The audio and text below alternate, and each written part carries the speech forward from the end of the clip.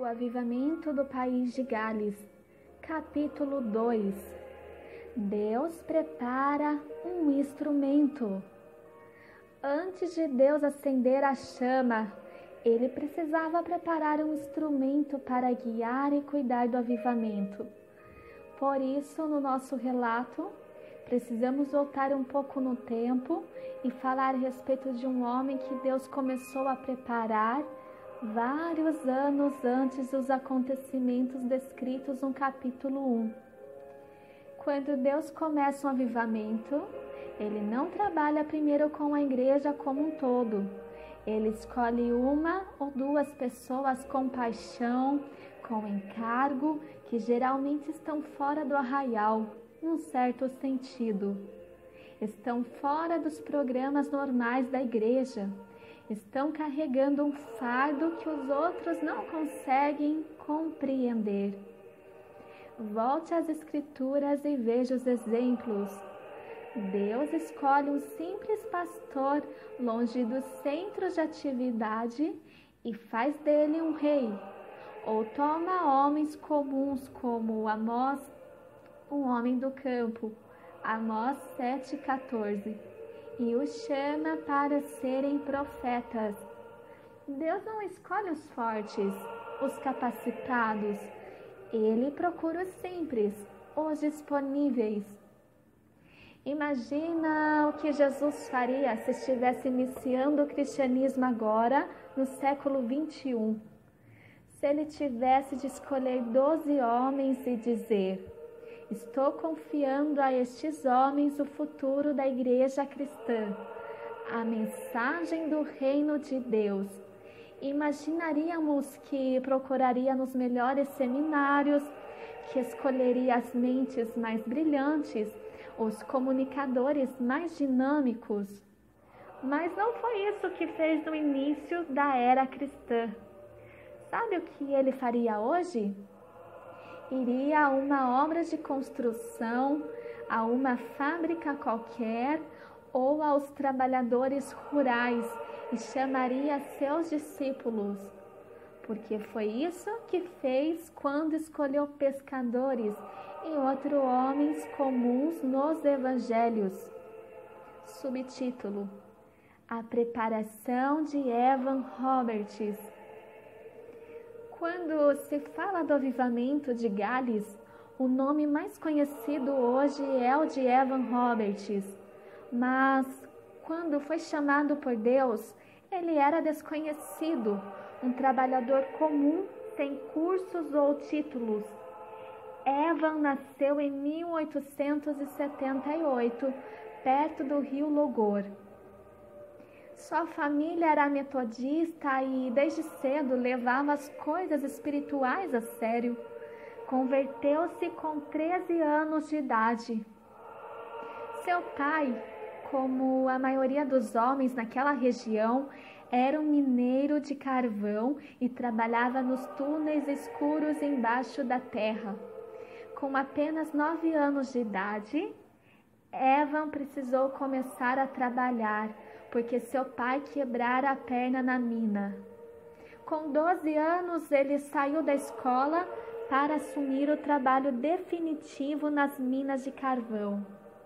Era um trabalho muito perigoso e, mais de uma vez, escapou por pouco da morte. Em uma das ocasiões, houve uma explosão na mina, mas como não era o seu turno, ele não estava no local. Sua Bíblia, porém, havia ficado lá e ficou queimada exatamente na página de 2 Crônicas 6, na oração do rei Salomão. Evan guardou essa Bíblia como memorial por muitos anos. Ao contrário da maioria dos cristãos em Gales, que eram indiferentes e acomodados, Evan estava sempre insatisfeito com o nível de vida espiritual que tinha, sempre buscando ansiosamente por algo maior. Ao ver a sede do jovem, um diácono de sua igreja o aconselhou a não perder uma reunião de oração sequer, pois poderia acontecer do Espírito Santo chegar quando ele não estivesse presente. Por isso, todas as noites da semana, Evan estava em uma reunião de oração ou estudo bíblico nas redondezas. Durante 13 anos, da idade de 13 aos 26 anos, ele fez isso, orando com perseverança por um avivamento. Com a idade de 19 anos, Evan estava numa montanha em Gales, contemplando o vale embaixo e recitando a oração do Pai Nosso em voz alta. Quando chegou às palavras, "Venha o teu reino", ele ficou tão comovido que não conseguiu mais falar. Ficou parado ali, enquanto as palavras martelavam no seu interior. "Venha o teu reino, venha o teu reino". Era assim o seu coração, sensível a qualquer toque de Deus. Durante os 13 anos em que se manteve o compromisso de buscar o Senhor, havia 2 temas principais nas suas orações. O primeiro era por um enchimento pessoal do Espírito Santo. Ele clamava a Deus para enchê-lo com sua presença. Em segundo lugar, ele pedia por um avivamento nacional. "Aviva Gales!", ele suplicava. Na Bíblia da Família, a passagem de 2 Crônicas 7,14 estava marcada como a base de seu clamor a Deus. Uma noite em 1903, Evan ajoelhou-se para orar antes de dormir. De repente, a presença de Deus o envolveu de tal forma que começou a sacudir-se fortemente, balançando até a cama. Sentiu-se totalmente inundado pela presença de Deus. Seu irmão, na cama ao lado, achou que ele estava doente e, levantando-se, o abraçou e tentou ajudá-lo. Depois da oração, Evan foi dormir. Porém, pouco tempo depois, à 1 da manhã, Deus o acordou. Até às 5 da manhã, ele permaneceu em oração. Durante os 3 ou 4 meses seguintes, Deus o acordava nesse mesmo horário todas as madrugadas, e ele ficava em intercessão até às 5. Em muitas ocasiões, sentia fortes visitações do Senhor, com tremores incontroláveis. Quando seus familiares perguntavam o que estava acontecendo, ele só respondia que era algo indescritível. Já fazia algum tempo que Evan sentia que Deus o queria no ministério.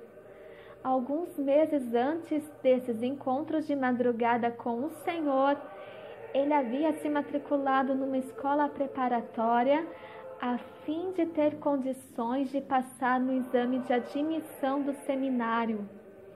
Essa escola era localizada na região oeste de Gales, próxima a Newquay, onde Deus estava se movendo entre os jovens, como vimos nos primeiros capítulos. Subtítulo: Uma oração em comum. Uma outra pessoa que teve um papel importante no início do avivamento foi um evangelista presbiteriano chamado Seth Joshua. Preocupado com a ênfase que era dada ao conhecimento acadêmico e com a falta de vida espiritual, ele começou a orar para que Deus mandasse um avivamento a Gales. Muitos anos depois, seu filho Peter contou como teve a oportunidade de ouvir a oração do pai. Um dia, resolvi matar a aula e fui a um parque para brincar. Chegando lá, vi meu pai andando no parque e escondi-me por trás dos arbustos. Quando ele se aproximou, fiquei assustado por ver que estava chorando, algo que achei que ele jamais faria. Ele estava dizendo: "Por favor, Deus, dá-me galhos!"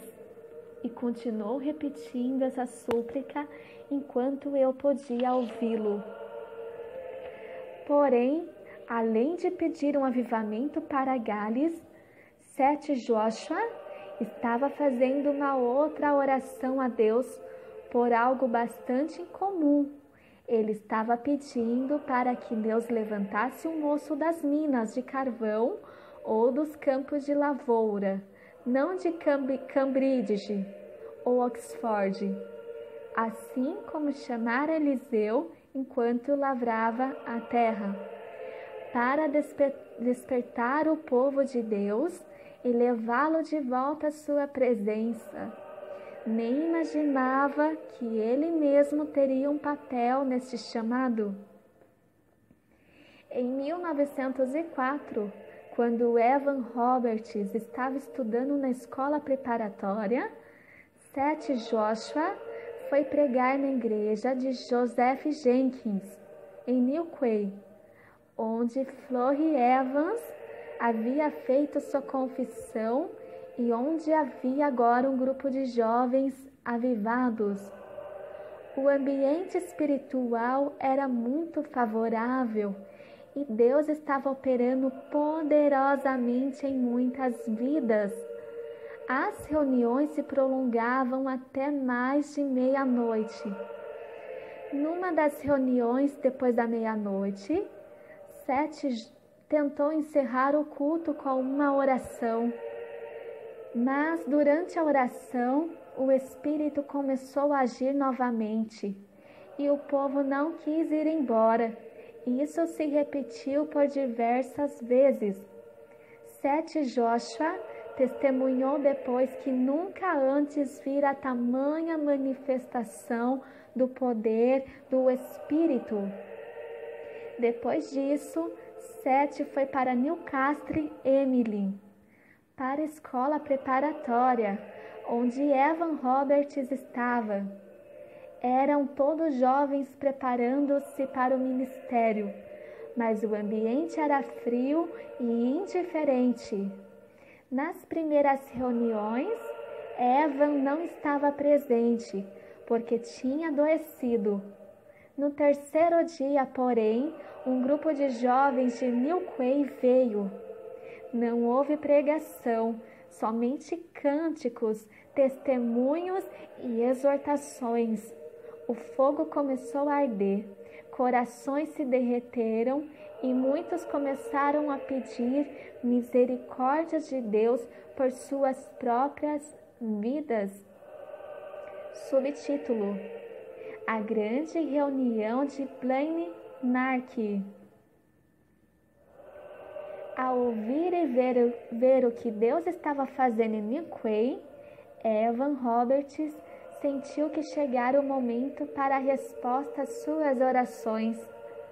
Quando Seth Joshua seguiu para uma outra cidade próxima, Blaenark, para pregar, Evan pediu permissão do diretor da escola para ir até lá com mais alguns colegas e participar das reuniões. Era uma quinta-feira, 29 de setembro de 1904. Evan Roberts saiu de Newcastle com um grupo de 19 colegas da escola, às 6 horas da manhã, para estar na primeira reunião que começaria às 7. Já pelo caminho, o grupo sentia a forte presença do Espírito ao cantar: Está vindo o poder do Espírito Santo. Eu o recebo, o poder do Espírito Santo. Ao chegarem lá, participaram da primeira reunião. No final da pregação, antes de dar um intervalo para tomar o café da manhã, Seth Joshua fez uma oração em que usou as palavras: o Arglid Plegni, palavras em galês que significam: Senhor, dobra-nos. Estas palavras atingiram Evan como se fosse uma flecha no seu íntimo. Ele sentiu uma profunda agonia, com uma dor de parto, e testificou mais tarde que o Senhor lhe sussurrou nos ouvidos: é disso que você precisa. Essas palavras em galês, plague, dobrar, têm um sentido muito mais profundo do que a nossa palavra em português. Significa derreter, moldar, dar forma como um barro nas mãos do oleiro, além de dobrar ou quebrantar. Evan não quis tomar café. Quando voltaram para a reunião às 9 horas, ele sabia que precisava fazer essa mesma oração em público. Enquanto esperava que os outros terminassem de orar, ele disse: senti uma força ou energia viva entrando em meu peito. Perdi o fôlego. Minhas pernas ficaram trêmulas. Caí de joelhos. Suava muito e as lágrimas jorravam. Achei que estava até sangrando. Era terrível por uns 2 minutos. Então clamei: dobra-nos, dobra-me, dobra-me. Oh, oh, oh. Senti que era Deus enviando o seu amor para me dobrar e eu não compreendia o que havia em mim para ser amado. Depois que fui dobrado, quebrantado, uma onda de paz encheu meu interior. Ao mesmo tempo, a congregação cantava com entusiasmo: estou chegando, Senhor, a ti. O que veio à minha mente depois disso era o dia do juízo final, quando as pessoas serão dobradas contra sua vontade. Senti meu coração cheio de compaixão pelas pessoas que serão obrigadas a se dobrarem diante de Deus no dia do juízo. Desse dia em diante, a salvação das pessoas pesava muito sobre mim. Essa foi a experiência crítica na vida de Evan Roberts. Ele sempre se lembraria da grande reunião de Blaine Nanark. Como os caminhos de Deus são insondáveis, Joshua pedira Gales a Deus. Mas Deus não lhe deu Gales. Ele lhe deu Evan Roberts e depois deu Gales a Evan Roberts.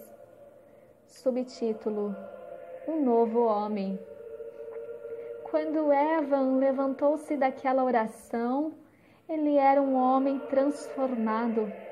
Sentiu-se inflamado com o desejo de ir por toda a extensão de Gales para falar do Salvador.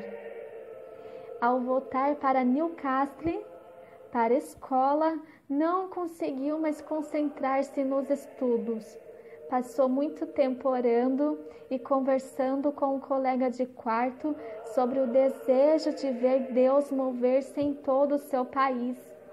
Começaram a conversar com outros jovens para formar equipes de evangelização. Certa noite, depois da meia-noite, Evan voltou para o quarto depois de um período de oração.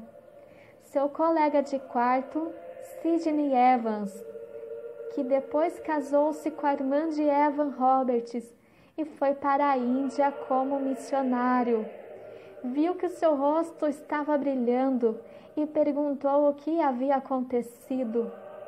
Oh, Sidney, ele respondeu, acabei de ter uma visão de todo o país de Gales sendo elevado ao céu. Estamos para ver o maior avivamento que este país já experimentou. O Espírito Santo está chegando. Precisamos estar prontos. Em seguida, Evan Roberts olhou para ele com um olhar penetrante nos seus olhos, do qual Sidney nunca mais pôde esquecer, e perguntou-lhe: "Você acredita que Deus possa nos dar 100.000 almas?" É preciso lembrar que, nessa época, Evan Roberts era uma pessoa totalmente desconhecida. Ninguém tinha ouvido falar dele.